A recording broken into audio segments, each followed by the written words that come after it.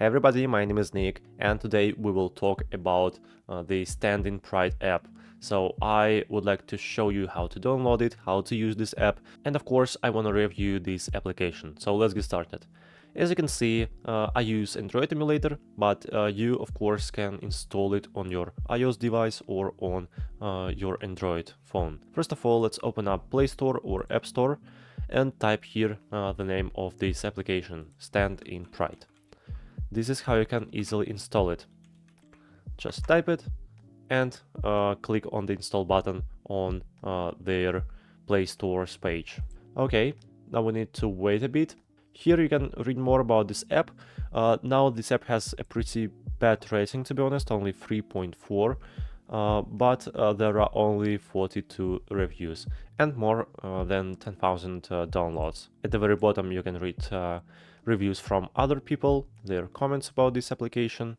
Okay, finally the application is installed and I can try to open it. Okay, connecting members of the LGBTQ community with chosen family, so you can get started. Let's click on it. Here you need to read about it and check this checkbox and click on get started. Okay, type here your first name. Now we need to create an account in this application. Type here your email address, your phone number, and create a password. So let's type it here. Okay, all three fields are filled, and now I can click on next. So let's wait a bit and create your username for this application. This username is valuable. I can click on next again. I need to upload my profile photo or just pick an icon.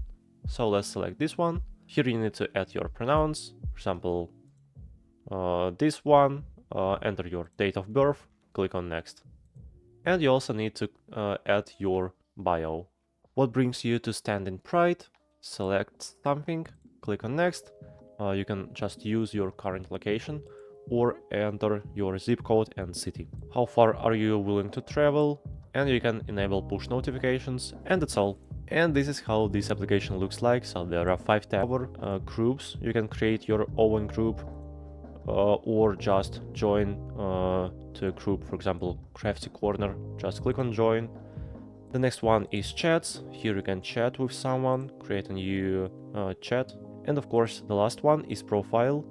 Here you can go to settings, you can edit your profile, and I think you should try using it and decide worth it to use. Hope my review was helpful for you. Please subscribe to my channel and put a like under this video. And of course leave your comments. Thank you. Goodbye.